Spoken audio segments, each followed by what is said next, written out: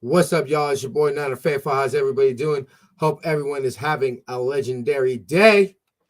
Of course, we're going to go ahead and give you our final draft thoughts before the 2020 draft and also the latest Niner news. But before we get started with that, of course, we have to remind everybody to listen to the end of the show to get a special coupon code to save 10% off of all For the Faithful by the Faithful apparel, exclusively available at NinerFaithfulRadio.com/shop. Help out Niner Faithful Radio by using our affiliate link. Not only do you save 10%, but you really do help out the show. All you have to do is click on the link in the description of the video or podcast. Go to SeatGiant.com. Use the promo code Niner Faithful Radio to save on all your theater, concert, and sporting event tickets, as well as help out the show. And go to NinerFaithfulRadio.com. Subscribe to see everywhere you can find the show. And also follow us on social media at Niner Faithful Radio on Facebook, Instagram, and Tumblr, and at Niner Faithful Radio on Twitter. Ladies and gentlemen, faithful of all ages, let's get the show cracking.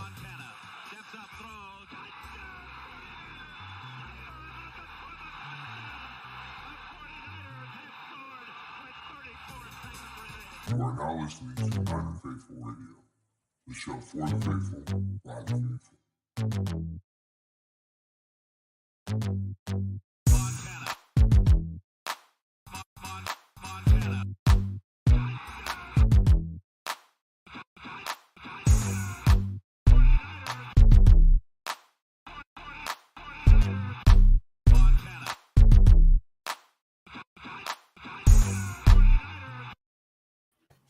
I hella forget sometimes it is not that long. The old one was much like 10 minutes. I know. Sometimes I hella forget. All right. Well, as you see, we got Jason here. Hold on. I just got this. We're gonna go ahead, and the Niners have announced that Jauan Jennings and Daniel Brunskill have signed their 1-year tenders. Not surprised, honestly. I've seen so many people freaking out about whether they were going to offer Jennings one. I'm like, yeah, he's going to be back in the team. Calm down. I mean, honestly, just off the fact that how many receivers did we have signed? Yeah. I mean, like, we need receivers. Yeah. And, he's going to be your 3. So, I mean, it's just like, calm down, people. No one else can negotiate with him. Where he has to go exactly. So it's just like, calm down, people. But I think this fan base has gotten weird lately this last year and a half, 2 years, and it's just like, just chill. I think what it is everybody is still having shock over Defoe. I really, honestly, truthfully think that's what it is. Maybe not shock, but maybe these are like after effects that like every little thing freaks you off about it. The trauma. I guess that's a better word to say. It's the trauma, because it was just. I think everybody's so scared to assume that things are foregone conclusion, because I remember ending pretty much any show we talked about the offseason and who could sign. Adam and I both just basically making the assumption, and obviously you know what they always say about assuming, but yeah, we were making the assumption that we all just basically knew that Defoe was going to be signed. It just was a foregone conclusion. Yeah. And I literally remember waking up and seeing the tweet and just like I think we all did like a triple take. What? Like just and like not believing it. Like just like wait, what? Like it just not making sense and just not comprehending at all. Like I remember not and so I think everybody is just super on tension from that. I'm honestly here to say everybody calm down. I think ultimately, calm your tits. I think ultimately, Debo gets done. I think Nick Bosa gets done. We were discussing off air who we would pick. We would both pick Bosa over Debo, and ultimately, I saw something. I don't know how true it is, but Adam Schefter apparently is reporting that the Debo doesn't want to extend with the Niners. barring something like that. Because at the end of the day, any player who doesn't want to be here, shit, I'll drive you to SJ Mineta myself. Like ultimately, at the end of the day, He's hey, just bro, trying to get banked, though. you know, like whatever, we don't need you. But the whole thing with Debo is like every quarterback that his agent is representing is doing the same shit. Like AJ Brown today took all the shit off of his. What's his name is probably going. Like it's a tactic now. It's not even. I don't even think it's just somebody being a diva. It's just a normal tactic for a wide receiver, especially wide receivers. That's like the only one you see him doing it. For them to do it now, that's or Kyler Murray did the same thing with the Cardinals. He took all, that's and what he slowly started putting stuff back on. But that's the new way of saying, putting your nose like, look, I'm mad. Don't talk to me until you give me what I want. That's just the new thing. I think that what it is you're starting to see the demographics of the country change in the sense that you and our generations are really the last generations that technology was still a big part of our lives. But I remember before technology took over. Yeah, I remember playing outside. I remember when not being able to play outside was a punishment. Mm-hmm. You know what I'm saying? Like that was something like it sucked. Nowadays, like you'll look in the living rooms and you'll see people play Madden. Traditionally, I come from a generation, bro. Me and the homies would go grab a football and we go play football in the streets. Yeah. Right after, and it was usually right after the Niner game because the Niners usually either played, it was before the Niner game because we either played like Monday night. A lot of times we would play Monday night or we would play the 1 p.m. game. So it'd be around before dinner and just go out and play with the homies before dinner. That was just, what kids did. So I think that it's just, this is equivalent of, I think what Debo's really trying to say is I can move on from you. Well, and ultimately, I think this is just like social media, childish. Like I'm not worried about that Debo took the Niners off his social media. It's what everybody does now. When I'm mad at my wife, I'm single on Facebook. Yeah, that's basically it's the same idea. Oh, I'm mad at you. I'm single. And by the way, this is just what popped up on my. What is it? It's about Debo wanting to move on from San Francisco. Oh yeah, so it's everywhere. I just had like 3 notifications pop up about it. I mean, whatever. At the end of the day, then you can't sign somebody to a contract that they don't want to sign.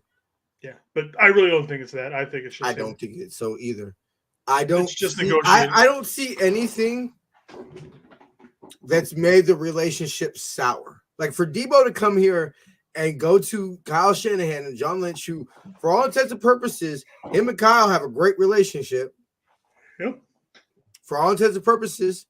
Like, I mean, yeah, maybe it might be a father-parent relationship where it's not the best sometimes because, yeah, Kyle has to get on his ass. They have to get on his ass about staying in shape or whatever. But ultimately, like, I see the demographic. Hey, Kyle, I got your back. That doesn't seem like a player that, like, that has a beef with his coach. Like, they seem to have a close relationship. It'd be a complete flip of his personality. That either he's hit it the whole time. There has to be something super personal that happened. Where they came out and we said, they came out and said, hey, we just don't value you as a 20-year, million a year, like whatever. Yeah. It has to be something so personal that the relationship will have to sour for Debo to be like, nah, I don't even want to sign with you. Yep. Like, I'm not even negotiating with other, like, I don't want to sign. I will become a free agent if whatever, trade me, cut me, which that's not going to happen. Whatever. Could you imagine if they cut Debo before Jimmy? Somebody run me a first and a third, or 2 firsts or whatever. One this year, one next year, obviously, or for whatever the compensation is. I don't even want to think about that right now. And we move on. I saw because ultimately 2 first and a player from the Falcons. I mean, this is just people theory crafting, basically. But it's like the scenario we're discussing, and Also, we'll get into this in a second too. The next signing that the Niners had, because I'm actually really excited about the potential of this signing, and I'm a little nervous about it with being a 1 year deal. But I wish that would have been at least a 2 year deal. But the scenario you brought up earlier with Mike McGlinchey, and trading him, Jimmy. Yeah, it was Jimmy, You McGlinchey, and the our first two picks out of the draft for the number 7 spot. Then you sit there and I told you I'm running to the bank with that one. And you tell me, okay, so fine, we need to find a tackle in a deep tackle class, by the way. Mm-hmm. At least that's all I've heard. When I've studied O-lineman and safety, it pretty much been what I've dived into this year. And when we go ahead and give our final picks and all that and what we think, I'm only going to do second, our first pick. But I know Jason has a million mock drafts, so he'll go. Just look at I have them posted every day pretty much. Yeah, so Jason has them all day, every day. It's honestly O-line, basically guard and safety is what I'm really mostly have been looking at. And so if you tell me in this deep tackle class that we just all we need is a tackle and we can get number 7. So now the board opens up for that shutdown corner. The board opens up for maybe not Daxton, Kyle Hamilton. Kyle Hamilton. You could get Daxton at 7, but I think you'd be over. That's a stretch. That's a stretch. Or the scenario that would be perfect to me in what you're talking about right now is you trade back, you get maybe around that mid 10 to 15 range, and then you select him there. Well, if we trade back to say 10 or 8, you're looking at somebody like Trent McGiffey, Ahmad Gardner, maybe even Khair Elam from Florida stuff. So the top tier guys. So okay. So, but still, okay, even lower, whatever the scenario is, to trade back, and if you get into the range of that Daxton Hill, who, by the way, is ultimately who I want the Niners to take, not maybe at 7 or whatever in a crazy scenario but in a fallback or trade up a few spot, whatever type of scenario, if he starts falling, because whatever. Because ultimately it gets into what I was telling you about Jimmy Ward, which the outlier, the fact that the man's going to remain healthy all games, or that he's going to end up on IR. What's happened majority of his career. I think Daxton for his rank is mid to low 30s for PFF. That's somewhere where he lies in. So okay, cool.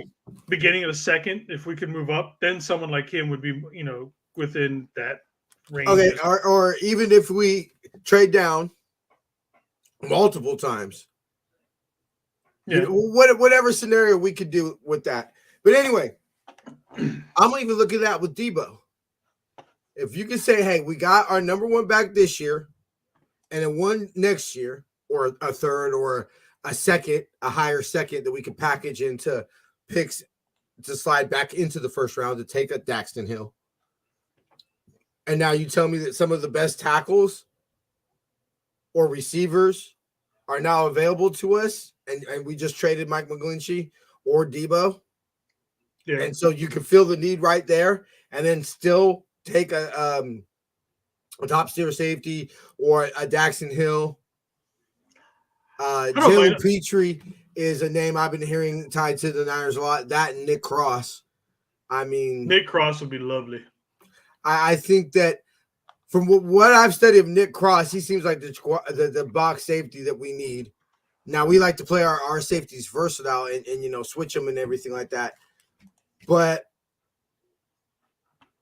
to me, I'm just, the only reason I'm thinking safety here is because you're asking Jimmy Ward, Tarvarius Moore coming off an Achilles. Might it be in a contract year? I'll give it that. Okay, but coming off an Achilles, Talanoa Hufanga to make the necessary stretch that needs to be a starter or to be where we need the level we need him to be at, which is possible. I'm not saying that. He does need to take a big step because he had lots of blown shit over the coverages and whatnot over the last part of the year. So, I mean, but he also showed signs of brilliance. Yeah, the Arizona game, the home Arizona game was brutal. Yeah, like I said, but he had his moments where he looked amazing, and then the other times you're like, God damn, dude, what are you doing? This is, to me, I think the Talanoa Hufanga ceiling is going to be a contributor on defense, and he'll just be a Blake Costanzo, just a special teams ace that fans love because he's high energy. He's a big hitter. He gives it 100%. He's scrappy. Everything that makes him a favorite on special teams. Safety. Like I would put him in like the lower end of like if he was to start, I think he'd be a lower tiered safety. Like I don't think he's going to be top tier, or even he would be scratching middle tier. I think. I think that if you would have to build, you would have to hide him. Yeah. You would have, and so because he would be targeted. So I think it's just you're asking a lot of our secondary without Jaquiski Tartt, which fine, okay, you can say what it is because how dependable was he, and you were out without Jaquiski Tartt a lot of the times. But something that Matt Barrows brought up to me that I found very interesting, or brought up to me, I saw Matt Barrows bring up that I found very interesting was Jason. Why I forget his name? I just freaking said it. Jalen from Baylor. I'm blanking on his name. Here, let me type it up. I literally just said it. Let me see. Jalen Petrie. Darren Petrie. There you go. I can't really. Is that he had no defensive secondary, no PIs, no D holding, any type of things like that. And after last year, that to me means something. Well, I'm not saying that you should draft somebody strictly on that. That's not what I'm saying. It was just Josh Norman. Take away Josh Norman, how many we would have? He was easily at the minimum a quarter of those, if not more. Let's be real. He played no different than Richard Sherman. The only problem with Josh Norman is he's not Richard Sherman, so he's not going to get away with it. That and the rules have been changed. Touche. Yeah. The Legion of Boom changed the rules of football. So I mean, it's not the same. The same passing rules as it was 7-8 years ago. Let me actually. You know what? I'm glad you brought that up because this is a random moment and everything like that. But I always like getting Jason's opinions on stuff like this. So I was on my homie's Christian show. Big shout out, Fifth Down Sports Show. I was on my homie Chris's show, and he asked me. He goes, I got a surprise question for you. It'll be at the end before we end the segment. So he brings me on. And he goes, okay. He goes, I like just bringing you on this. He goes, and I know what you're going to answer. He goes, but I know you're going to explain it right. And he goes, who to you is the greatest coach of all time? And I said, Bill Walsh. And I said, because to me, no coach has changed the game of football. They're essentially running, even today, they're running Bill Walsh's playbook, essentially. Yeah, it's all based off West Coast offense.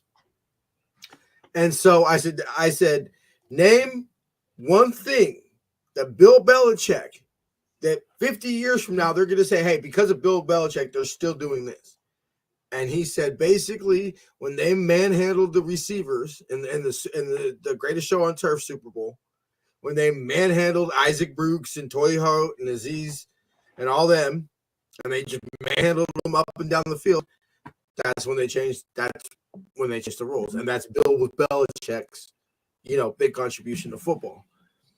So, but I always thought that was interesting because to me, that's just what it is. Now, was that Niner related? Or was that Niner bias, or do you believe that is a valid point for Bill Belichick or Bill Walsh? I think you could make an argument, because I think you have to look at it from both offensive and defensive point of views. Yeah. Before, Bill Walsh changed, you could say the defensive side, and Walsh changed the offensive side. Yeah, because I don't think, he changed how they play offense, and one changed how they play defense. Most coaches don't coach both sides of the ball for the most part. So you got to look at it, so like I said, take a side. Now, I will give this. I will always say this. Bill Belichick is the greatest modern day coach. Like if you say modern day as in 2000s, Yeah. I don't even think it comes to even The close. last 15, 20 years. Yeah. Yeah, I don't even think it comes close. No. The only person you could even make an argument, I don't think it's really an argument, would be Andy Reid. That's only because he went to 5 NFC Championship games. Yeah, and then look what he's done with the Chiefs. I mean, if the Chiefs win another Super Bowl, then I think he's in that conversation. Yeah, but with Belichick, but not right now. Yeah, I mean, he needs another Super Bowl because Bill's only got. I think to me, yeah, I think to me, ultimately, what's going to decide the Brady Belichick thing is if Brady's able to win a Super Bowl with Mac Jones. And it's not even because Tom Brady went and won one with the Buccaneers. That's always been the thing that's said is that Bill never won one without Joe. Yeah. Now I honestly believe, like I was saying off air, Bill Walsh was ready to move on from Joe Montana. And you can't tell me that the Niners, at least from, let's just say 88 on to the end of Steve's career, that the Niners don't win at least one Super Bowl. Bill Walsh just doesn't win at least one more Super Bowl. No, and he kept coaching. They were still a top-tier team around it. So, I mean, he would have won one. Anyway. Yeah. So, back on track. My bad, y'all. I just had to look at it that way. Anyway. Now, to get to the signing that we just did with Keomo Toure, I know I said that wrong, but y'all know I'm horrible with names. I hella just thought I closed the StreamYard. My bad, y'all, when I closed the little thing. See, the reason I'm excited about this is you get a second round talent, which is ultimately why I don't want us to go D-line in the second round. I don't think we need to. That room looks good right now, to be honest. I agreed with Brian last week when Brian says, hey, look, I'm all for taking the D round. Look, you want to take a fifth round project? Yeah. A fifth round, sixth round project that you say, hey, this man has some tools. Maybe he had some injury problems. Maybe a little bit of, off the field. Maybe a little bit of spoiled brat mentality. Whatever it is. I don't know. Peter T. Like Coach K get a hold of him. Perfect example, like Peter T. Nobody talks about how he didn't pan out. Because why? Because he was a seventh round pick. Yeah. So if you want to take a fifth, sixth, seventh round lineman, I'm all for that. Bill Walsh used to draft a quarterback every year. Why did Bill Walsh like to draft a quarterback? Or maybe not every year, but Bill Walsh wanted to draft a quarterback every year. That's why we had Steve Bono. That's why we had, some of the great backups that we did that allowed us to sustain the success we did because Joe and Steve did miss time. Yeah. So I'm all for taking the D lineman because how do you find a Tom Brady pick 199? You get lucky. Yeah, you get lucky. And how do you get lucky? And you know what? If you throw enough darts at the dartboard, guess what? You're eventually going to hit a bullseye. Mm-hmm. Yeah, fine. We're not asking a sixth round pick to become Nick Bosa. You're not going to find George Kittle every year. Those are outliers. You're just not. But you know what? I bet you if you took a tight end probably just pure odds that you're going to take a tight end every single year in the fifth round and it's going to end up George Kittle. That probably never happen again. It would take 40 to 50 years, I bet. Well, I think what it is I think if George Kittle had basically, from what I always heard, he was a party animal and was slacking off and shit. If he had actually been disciplined and everything and maybe went to a different college that wasn't so run heavy and went to a Big 12 school, for example, where they're throwing the rock all over the place and everything like that, George Kittle might have been a first-round pick. And I remember Kittle because my wife's an Iowa fan. I'm an Iowa fan, mostly for wrestling, but I follow it because my wife, she watches all the Iowa games because that's where she's from. And so I knew him and I knew his name. I still think CJ Beathard his development was screwed. I honestly believe that watching him in college. But to see what George Kittle became, I would have never believed it. Well, I think. Look, I'm not saying that he would have become the best tight end in football and all that, but just his utilization, utilization. the way they used him, Yeah, was not what the Niners he do. wasn't a featured passing catching tight end. No, he was still a great blocker. Yeah, but passing wise, they barely ever caught a pass. That's what it is. He was just underutilized as a pass catcher. So, sometimes you're in a hotel in New Orleans, you turn on the game and they're showing Mississippi Valley State highlights. Yeah. You know what I'm saying? And you're Bill Walsh and you draft Jerry Rice. Like, just shit happens. So I'm all for taking a D lineman every year. You got the best. It's the same with Niners. And I think one of the things that gets me so excited about the Linchenhan era is some of the parallels to the Bill Walsh era. And what I mean is, Bob McKittrick, famous Niner O-line coach. Niners notoriously had one of the best O-lines in the 80s and 90s. Mm-hmm. I think that we got the equivalent of Bob McKittrick and Chris Kocurek. Oh, yeah. And at that type, that I don't even necessarily think, because the foundation was laid by Bill Walsh, but why were the Niners able to sustain the success they did? It's because of a lot of the coaching staff remained the same. Honestly, one of the biggest mistakes I think that Jed York made in hiring Jim Tomsula was not hiring Vic Fangio, because I think if they hire Vic Fangio, I think Patrick Willis stays. I think Justin Smith stays. Yeah, but that was a slap in the face of Fangio. There was no way he was going to work for him. No, I'm saying you would have hired Vic Fangio as head coach, Tomsula as D coordinator, whatever, fine. Yeah, but I think the entire league would agree with that. Because I remember it was I forget his name, but it was one of the sports broadcasters for the Niners. It was the locker room cleanout day. And I happened to go to the Niner Museum for the first time that day. And so I saw everybody standing around. They're like, yeah, sometimes players come out and they give autographs or blah, blah, blah, whatever. So they had just done all the press conferences and everything like that. And all the sports writers were walking out. And he comes over and I think it was for Fox. One of them came out and started talking to us and everything like that. And he goes, I think they're going to keep it in-house. Because if they're smart, they would hire Fangio. Yeah. And, he goes, you maintain this coaching staff. He goes, because this is a legit coaching. Ultimately, what caused the Niners to have the spiral that they did after Jim Harbaugh was because they didn't maintain the coaching staff. And so having the Bob McKittrick just on the D line, when we're really basically we want to be a defensive juggernaut. I think that the full philosophy of this football team is invest heavily in the defense. What's up, First Take? What's up, First Take? How you doing, brother? I think that the team wants to invest heavily in the defense because they basically say, hey, look, you get Kyle a quarterback, cool. You got a George Kittle, you got a Debo, whatever, running back. Kyle can make chicken salad out of chicken shit. I think it's random 6th-round draft pick running back.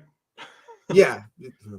Anyway, doing well. Hope you both are doing same to you, good man. as well. But any day you wake up a 5-time champion is a legendary day, baby. Unless it's the day after the Super Bowl. But anyway,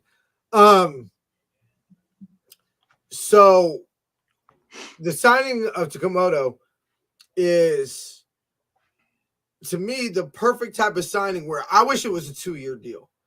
Because honestly, I think he's gonna have a phenomenal year, and he's gonna get paid next year. Yeah, he's gonna take all that Coach K learning and turn it. He's gonna have 7 to 10 sacks, tons of pressures, tackles for losses, and then he's gonna want $16 million a year, something along those lines. If you watch the little Instagram live he did, that's pretty much what he said. Yeah, he's basically like, look, I'm coming here. I'm going to get coached up by the best D-line coach, and, I'm gonna do my thing, and then we'll see what We'll see happens what next happens, season. yeah. Go ahead, brother, do your thing. Because the only reason that I don't think it's going to be catastrophic is I believe we can do it again. Maybe not a second round talent, No. but I think that's just the Niners philosophy, and that might be maybe because truthfully, honestly, we lost a D Ford trade. I think that's I think completely if we would obvious. have, and I do believe the difference between winning and losing that trade was not winning the Super Bowl. Because we won that Super Bowl, I don't give a shit. Like, we got a championship out of it. Yeah, but look, now we've had someone who's just and granted he's given some money back with his contract, but he's just sat on just taking up a roster space. Cool, but Jason, I'll take that for a championship, especially since he's doing it anyway. I mean, at this point, it is what it is. He's gonna do it anyway. At least might as well have the championship. So you know what? Honestly, do I want who do I want the Niners to drop at 61? We're gonna get that towards the end, brother. I promise you. I will give my final pick. Jason's gonna give his final 50. I could probably go for about an hour. Yeah. Just sign off and leave it up running. I'll keep going. But yeah, so I don't think the Niners make a trade like that again. And maybe that's how we replace the D Ford's production. Because we're if you ever talk to crackheads or any type of drug addicts, they tell you they're always chasing that first high. I think the Niners, D Ford's the 2019 D Ford, beginning of the year before he got hurt, and the little bit of the playoffs, I think that's the first high. The Niners are always going to be chasing that D Ford because I don't believe that there's a person in the Niners building that thinks that if they would have gotten to the Super Bowl in 2020, they would have won it. Yeah. And man, the difference between when he was on the field with Bosa, it was insane how good the two of them worked off each other. Because you couldn't focus on them. They were trying to get rid of injured players. Yeah, exactly. I think you saw it with last year's draft class. Yeah. They went out and sought players who specifically did not have a history of significant injuries and were on the field, which is reason number one why I fucks with the Lynchahan is they see an issue and they fix it. Clearly, injuries have been a problem. Injuries have derailed whole entire seasons of this. If we don't win a championship in the Lynchahan era, 2020 is going to be one of the years that we point out and say was a missed opportunity. And why? And why is that? Injuries. Yeah. Last year, injuries. 2018, which fine. Hey, 2018, I will never talk shit at 2018 because it got us Nick Bosa. And I'm sorry, the Niners aren't where they are at right now without Nick Bosa. So 2018, I'll accept that all day, every day. Unless Coach K had some serious magic. Yeah, seriously. But it's sign that man to a lifelong contract at that point. Right. But shit, sign the lifelong contract now. Yeah, do it now. I was going to say, do it now. Yeah. I never want him leaving 49. I want him. He goes into the circle, just lifetime stays here the way he makes defensive tackle. I swear to God. Yes, man. Anyway, so sorry, there's a I think that's ultimately how we're always going to try to replace D Ford. We're just going to pick up a lineman, and hey, 1 year we might strike, and it might only be for 1 year. It might just be hey, we gotta go try to get this Ford. But I think I'm sorry. They don't have to be as good as D Ford. Just someone to take some of that pressure off D Ford. Yeah. Like you don't have to take half of it, just take a quarter of it off of him. Like if he has not D Ford, Tomogo, if he has 7 sacks this year, 6 sacks, I'm peachy with that. 6 to 9 sacks with a bunch of pressures and maybe some tackles for loss. I am completely happy with that. I'm peachy with that. Yeah, he's top 10 in pressures. Yeah. And I'm perfectly peachy with that. I'm fine. Yeah, 6 to 9 sacks. Yeah, I'm good with that. So, that to me, these little signings are going to I believe what makes the difference, because ultimately, a lot of times what decides Super Bowls is not superstar players. It's role players. A lot of times it's decide championships. It's that player that you signed, fucking April 20. Who made the April big 17th. Who made the big plays in the playoffs in the last game of the season against the Rams? Well, your third round pick made the clinching pick. Well, yeah, but I'm just saying, you also had look at the Packers RDP, game. Hufanga. You had guys like exactly. Look at the Packer game. Look at the Packer game. It was Hufanga and Jordan Willis, and I promise you, there wasn't a lot of people. I promise you, most Niner fans, unless you cover the team like we do or whatever like that, didn't know Jordan Willis was on the roster. Or anything like that. Just totally forgot, that trade even happened. No Hufanga at least was a draft pick this year, so you could say some people might have known who he was. But it wasn't your big stars that were making those big plays. And that's really, honestly, this is the difference between that play being one of the biggest plays in Niner history and a play that we remember. But, it is the fact that I win a championship. We win a championship last year. Get rid of Ford. What happened? I'm going to disagree with First Take and say just get rid of Ford. His idea is just have Ford play on third down. Sorry, I didn't see the comment. I'm love D Ford. He's my birthday twin, but I'm over the D Ford experiment. I'd rather take a D lineman in the second round than to have D Ford trot out there. Fine, cool. I hope there's some good ones that might drop to us at that second round pick. If he's indeed is still on this roster, which I have a funny feeling he will be, it's hard to get rid of him even after the restructure. Well, that's what I'm saying. Because of the restructure, I think that he's going to be on this roster. But he's going to sit on the bench and just not play all year again. He can barely walk damn near. It seems like. And that's fine, which is ultimately, First Take, let me know this. Holler at me. When do you think, Jim? What do you think ultimately? What do you think happens between Jimmy? Do you think he gets cut or traded? And when do you think it happens? I think Jimmy gets cut. Once he passes his physical, yeah. Yeah, I think he's done. I think ultimately traded and during camp. Yep. Ultimately, traded during camp. Yeah, really. That's the other Ultimately, option. I think what ends up happening is I think he shows up for his physical for training camp. They deem him healthy and he gets cut. Or at least it's after camp. Because to me, if you're going to cut Jimmy Garoppolo, because it came out, the Niners knew he was basically they were fucked before free agency. Okay. So once Jimmy Garoppolo came out and made the decision to have surgery,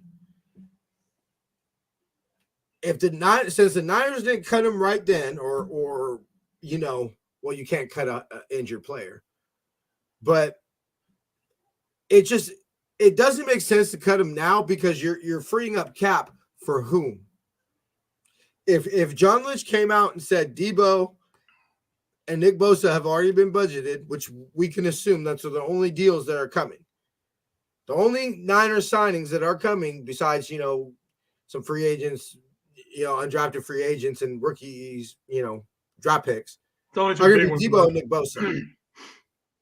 The Niners are going to make some big trade, and like Debo and Nick Bosa are going to basically be the next big signings.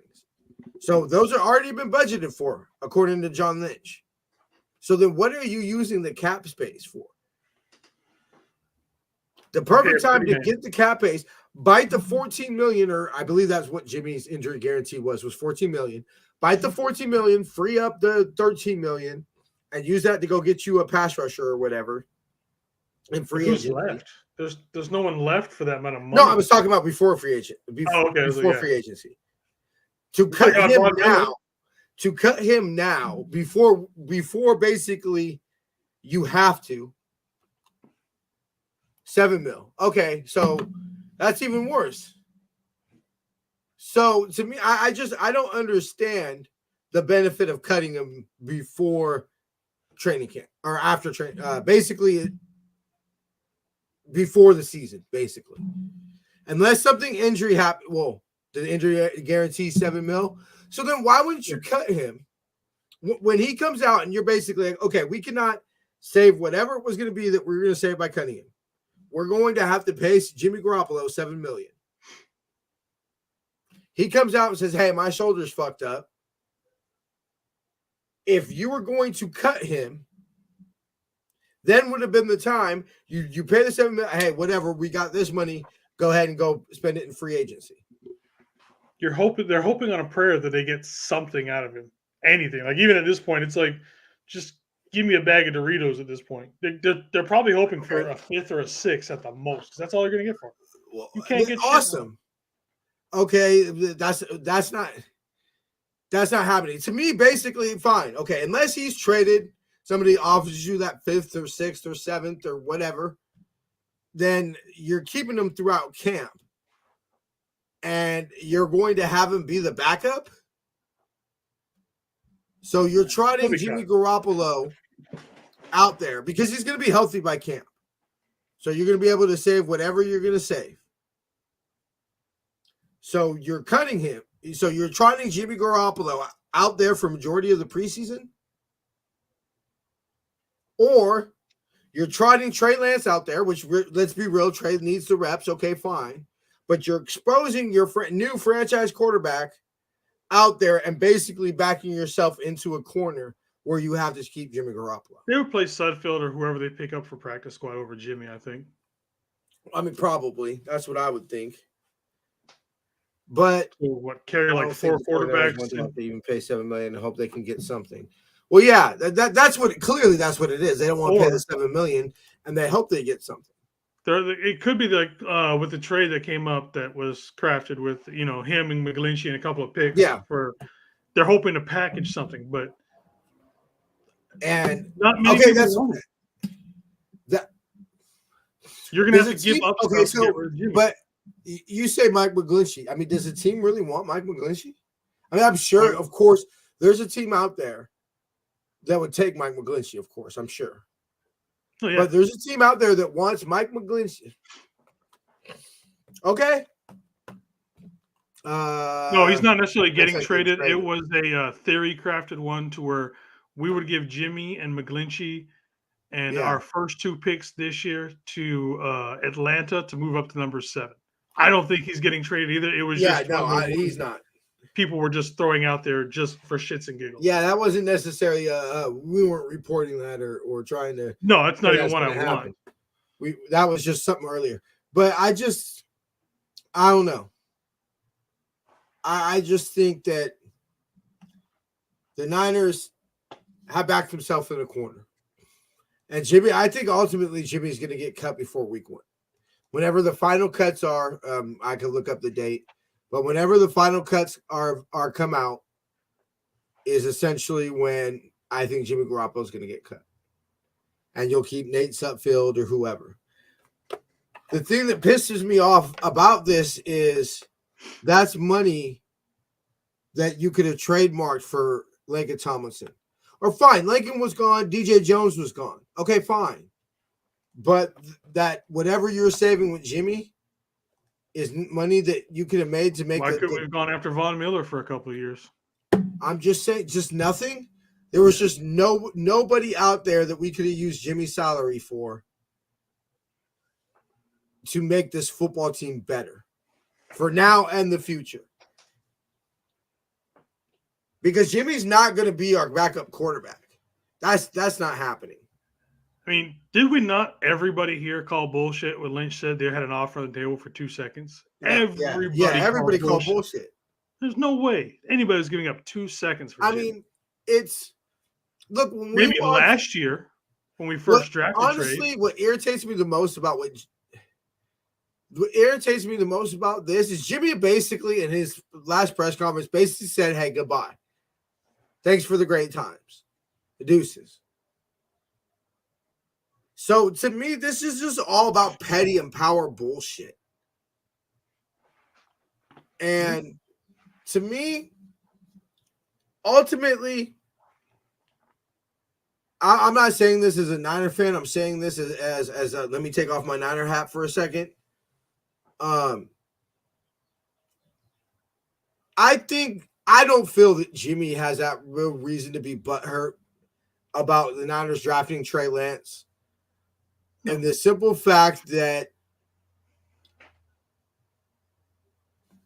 if you're Jimmy, you say, hey, look, 2017, I came in here, I went 5-0. Gave hope and injected hope into the empire. 2018, which I believe if you held a gun up to Jimmy's head, he believed he was leading us back against the Chiefs, and he was trying to, be a hero and everything like that, and blew out his knee. Okay, fine, whatever. You learn your lesson. Hey, Jimmy, you're not Superman. Cool. 2019, I take you to one pass away from the Super Bowl. Right? 2020, I'm hurt again, and whatever, pandemic, all that. 2021, I take you to the NFC Championship game. But if I'm the Niners, I say, okay, cool, but can we depend on you next year? Yeah. And you know what? That one pass, I'm sorry. That's the difference between being a Hall of Famer. That's the difference between being a legend and not. Sorry, Jimmy. That's my thing about it. Is if my great grandkids come to me one day and say, Grandpa, what's the difference? What do you guys say about Jimmy Garoppolo? He was one pass away from becoming a Niner legend. Yeah. But ultimately, that's the standard of this franchise. And you know what? Do I believe Jimmy can get it done? Yes, I do. But I believe it's time to move on. Same reason for Cap. Bruh, I have the Cap jersey. I have the Cap Time magazine. I am a Colin Kaepernick fan. But there are football reasons to move on from Colin Kaepernick. I will say it. Nobody else will. Hey, power to the people, Black Power, all that. But there are football reasons to move on to Colin Kaepernick. And you're talking to a man who watched every single snap of his career. A lot of Cap's issues was also coaching. They forced him to try and be a pocket passer when they That's what I'm saying. This is ultimately the story of Colin Kaepernick, I think, boils down to one thing. Is the Ravens showed you how to deal with the mobile quarterback in the Super Bowl. They hit him every single play. And ultimately, that's when things fell apart for the Niners in the beginning of that game. And, things started, is because they were, oh, shit. And that was essentially their game plan. That's basically how they made it through the playoffs up until that point. So then, everybody hates hearing it, but the Seahawks did it right with Wilson. They let him run, and he evolved into the passer that he is today. Yeah, that's what I'm saying. And ultimately, what happened in 2014 is Harbaugh realized that Cap, in order to be Cap to be what he needed to be, needed to turn into a pocket passer. And that's just not Colin Kaepernick's game. And ultimately, that's what happened. But I will never, ever, ever forget seeing Torrey Smith literally jumping up and down, waving his arms like this in St. Louis, and would have had a walking touchdown. Could have crawled in. It was so wide open. And ultimately, that's just, I've spoken to people who worked in the building when Cap worked there. And Cap treated it as a very 9-to-5 job. He came in, he did his film, he did this, and then he went home. And that's just not how you could play NFL quarterback. Hey, get this. Something just posted from Twitter. Yeah. Somebody on Facebook said something about Debo, about trade him. And then Taekwon Samuel, Debo's brother, was like, don't worry, we already asked about trade. Interesting. I was like, oh, shit. Whether or not that's true, because, we do have brothers like, Patrick Mahomes' brother, who's an idiot too, that just yap shit around, don't really know anything. So, but that could just be an angry brother because let's be honest, his brother don't have a say for what it says. No, it really doesn't. He just be talking at his ass. But I just find And that funny. I mean, ultimately, really at the end of the day, Debo doesn't owe the Niners. Debo's brother doesn't owe the Niners anything. Debo's brother doesn't have loyalty to the fans. Yeah, it don't mean shit. Debo could just basically be like, and y'all but forgive this if y'all offended by this, but basically Debo, fuck you, nigga. We already asked to be traded. Yeah. Ain't nobody want to be in. And let's not forget this, is that, look, we live in a very liberal area, and that doesn't fly with everybody. You know, California isn't necessarily, and I think that ultimately, and this is for all you people that say Niner fans bitch, all you Niner fans that bitch that we overpay for free agency. And guess what? Well, you got to, bro, when you have the highest stake tax in the freaking country. And so, you know what? Ultimately, his brother could be just looking at it like, you know what, nigga, you want to pay us less than the Dolphins, and I got to pay more in taxes? Yeah. It's different when you're from here. That's one of the main reasons why Shaq left, right? When he went to the Heat. Looks at it like, hey, I can go play for the Panthers, and I could be closer to home in South Carolina, you know, obviously North Carolina, but I'm in the Carolinas. This ultimately why I don't think George Kittle ends his career as a Niner. I think eventually George Kittle goes and plays for the Titans. Could be. Unless the Niners, if the Niners do what I don't think they will do, which is basically what the Giants do with all their players, is a sentimental contract. You know, if they make the football decision, I would say I say George Kittle probably has one more contract in him. If they do the football decision.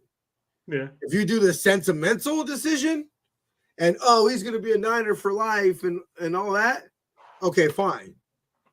But if you make it strictly football, because Joe Staley's one of the rare ones. Joe Staley actually was performing at a level that showed that he deserved, you know, to keep on getting contracts. And to me, I never understand why they chose Carlos Hyde over Frank Gore. I don't. Frank rushed 1,000 yards the last season. Anyway. So I guess we'll do it now. Jason, final picks. For which ones do you want? I mean, which position? No, just pick 61. Niners turning in the card. Who's on that card? Who do I want if it's just straight down the board? Yeah, straight down the board.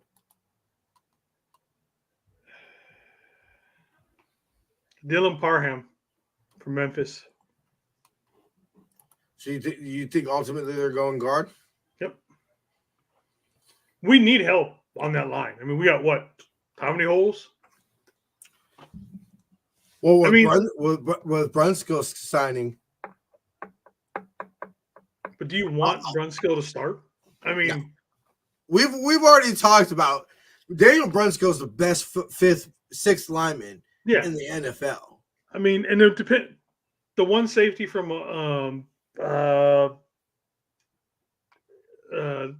Fighting line I could drop. I mean, there's some cornerbacks that could drop down to that area too. That'd be good. So, but me, honestly, I would go line. If you push me to it, I would take someone on the line for that pick. And then address safety later in the draft? Yeah. I just for the sake of going opposite, not because I actually like putting I think that would be a pretty nice pick. I'm gonna say ultimate scenario, Denzel Ward or Daxton Hill. I don't know why I said Denzel Ward. Daxton Hill slides, or we trade up. You know that scenario. I don't think a trade up is going to happen unless somebody's getting traded.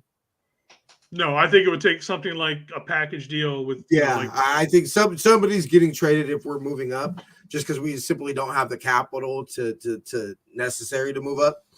Yeah. So ultimately, I do think it's going to be a safety. So Nick Cross, Jalen Petrie, one of those safeties, that the Niners, maybe some luck is involved, Yeah. One of those ultimately, I think is what I'd like. I ultimately think what's going to happen is they're going to take a D lineman or a safety.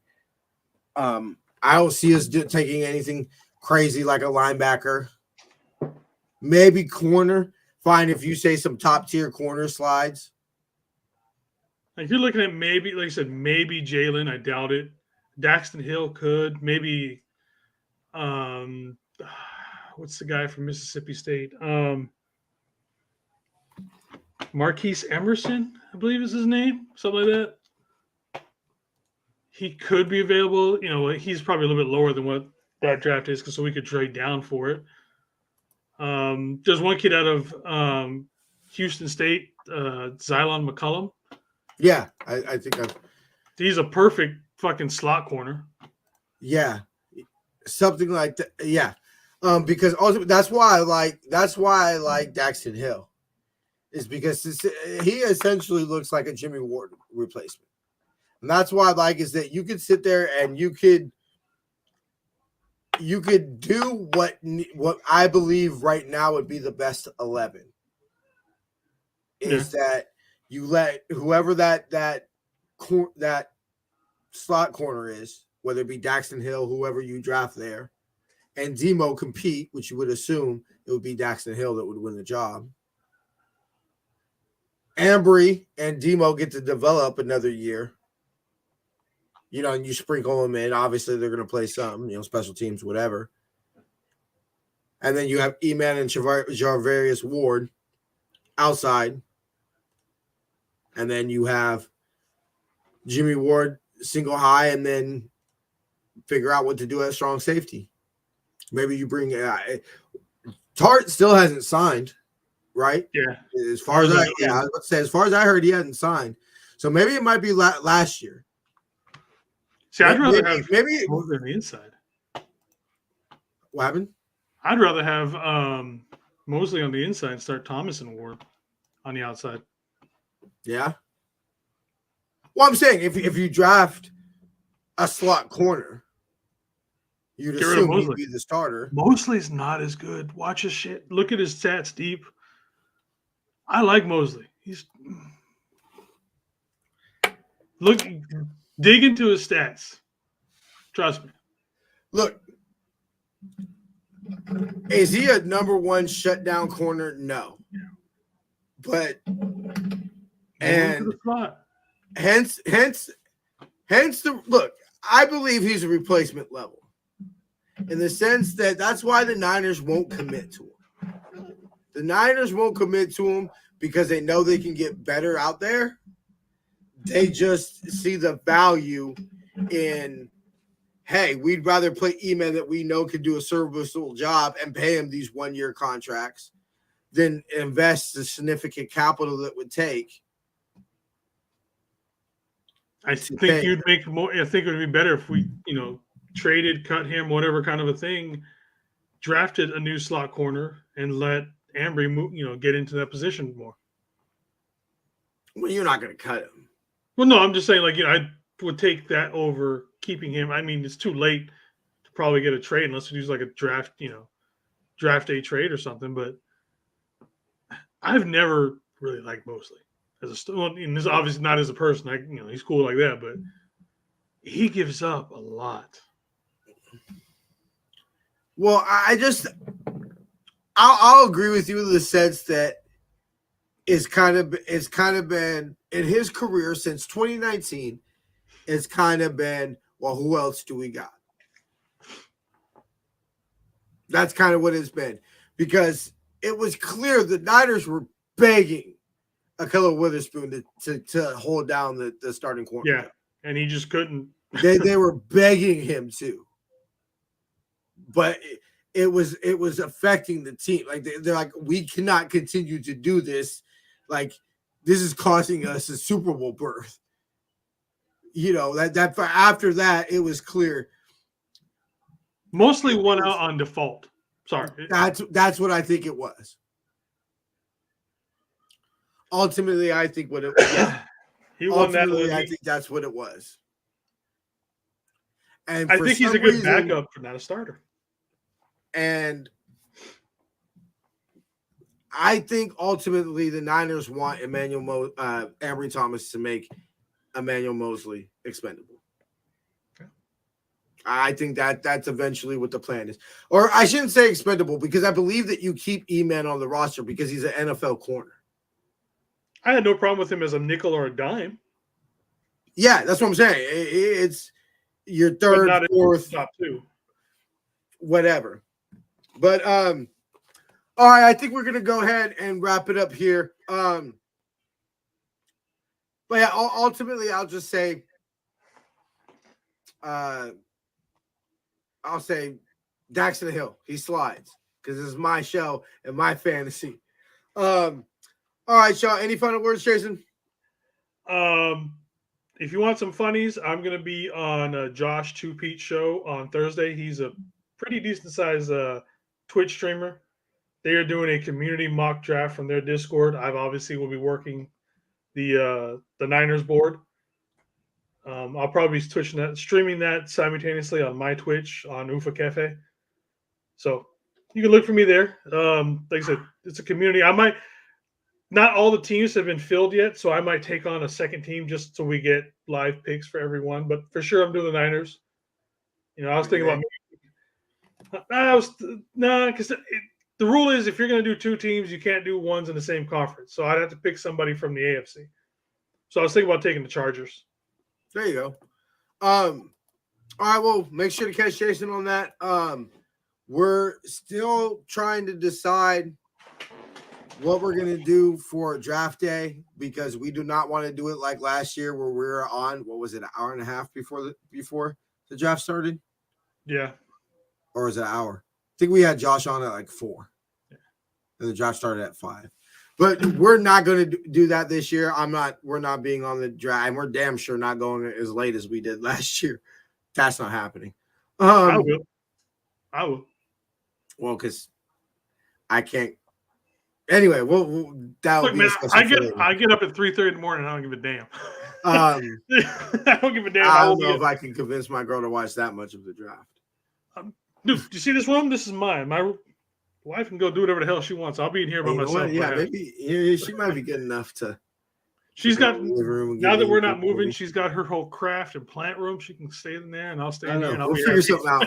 She might. My girl's not like bad. Like she's really good at stuff like that, and she understands it's work. Yeah, she understands it's not just.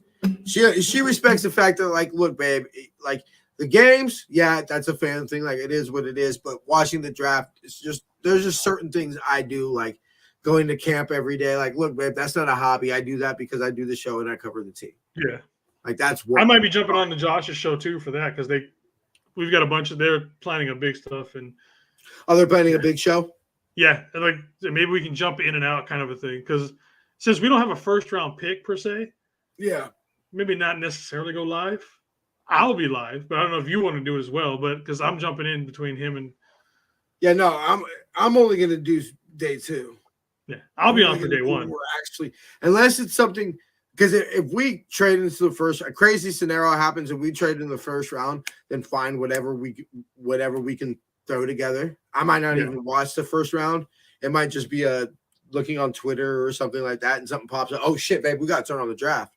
Yeah, and I gotta go hop on, and so that. But yeah, everything I plan to do for the show, ladies and gentlemen, will be Friday. I will try to get out the time as soon as possible. That will be the next show. We won't be doing next Tuesday's show.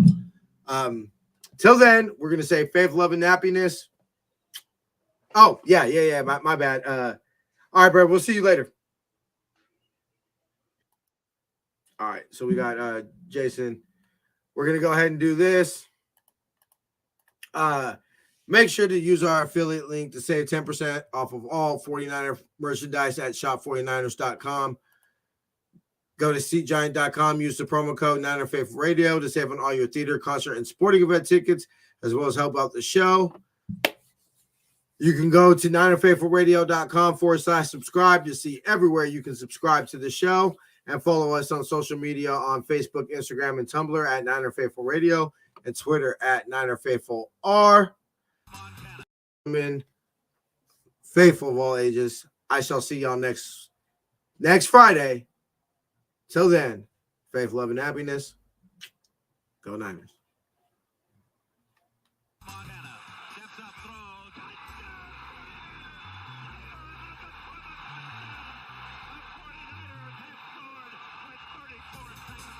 You are now listening to Niner Faithful Radio, the show for the faithful, by the faithful.